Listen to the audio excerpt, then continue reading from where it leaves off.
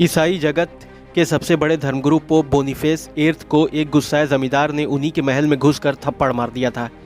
सबसे पहले हम आपको बता दें कि पोप कौन होते थे।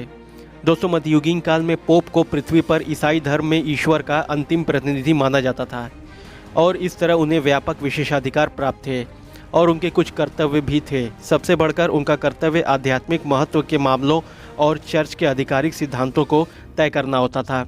इसके अलावा यूरोप की बड़ी से बड़ी बादशाहतें इन्हीं के आदेश पर बनती और बिगड़ती थीं। फ्रांस के राजा फिलिप फोर्थ और पोप विरोधी कोलोना परिवार का प्रतिनिधित्व करने वाली एक सेना इटली के लाजियो शहर के अनगानी कस्बे में प्रवेश किया और सन 1303 ईस्वी में पोप बोनीफेक्स एर्थ को उनके अपने ही महल में बंदी बना लिया। पोप को 3 दिनों तक हिरासत में रखा गया, जब तक कि स्थानीय लोगों ने उठकर पोप को आक्रमणकारियों के चंगुल से छुड़ा नहीं लिया। लेकिन इन 3 दिनों में पोप को शारीरिक और मानसिक तौर पर काफ़ी यातनाएं दी गईं। लिहाजा पोप बोनीफेक्स रोम लौट गए, लेकिन अपने साथ हुए अत्याचारों के बाद वे शारीरिक और मानसिक रूप से टूट चुका था और इस घटना के 1 महीने बाद उनकी मृत्यु हो गई। आइए अब जान लेते हैं कि इतना सब कुछ होने की आखिर वजह क्या थी। दोस्तों, पोप बोनीफेक्स का जन्म सन 1230 ईस्वी में अनगानी कस्बे में हुआ था। वे अपने पूर्ववर्तियों के त्याग के बाद सन 1294 ईस्वी में ईसाई जगत के पोप बने। उन्होंने सन 1300 ईस्वी में रोम में होने वाले पहले कैथोलिक जयंती वर्ष का आयोजन किया और सन 1303 उनके मृत्यु वाले वर्ष में शहर में सेपिएंजा विश्वविद्यालय की स्थापना की।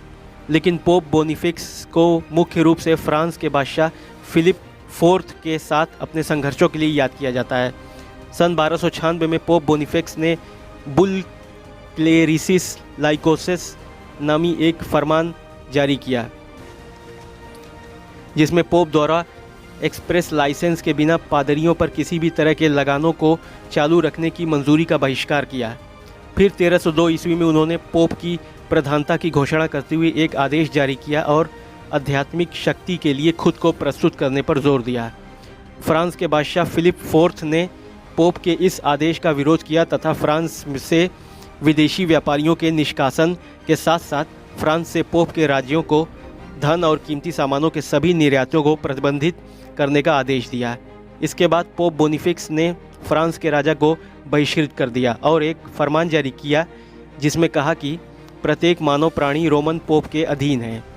पोप ने अन्य लोगों के महलों को नष्ट करने के लिए भाड़े के सैनिकों को भेजा और पोप विरोधी जमींदार कोलोना परिवार की संपत्ति को अपनी संपत्ति घोषित कर दिया तथा कोलोना परिवार की सभी ज़मीनों को अपने परिवार के सदस्यों में बांटने का आदेश दे दिया।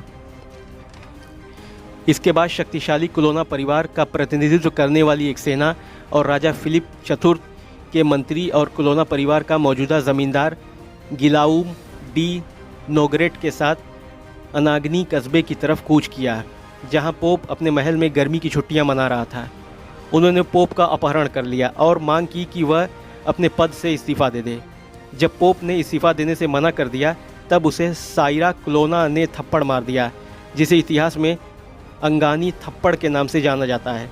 कोलोना परिवार के लोग पोप को वहीं ख़त्म कर देना चाहते थे, लेकिन गिलाउम डी नोगरेट उसे फ्रांस ले जाना चाहता था ताकि वह एक सामान्य परिषद के सामने उसके अपराधों के लिए उस पर मुकदमा चला सके। बहुत से स्रोतों के अनुसार पोप बोनीफेक्स को 3 दिनों तक दुर्व्यवहार का शिकार होना पड़ा, जब तक कि स्थानीय लोगों ने द्वारा उसे बचा नहीं लिया गया। रोम लौटने के 1 महीने बाद ही दुख और सदमे की वजह से पोप बोनीफेक्स का देहांत हो गया।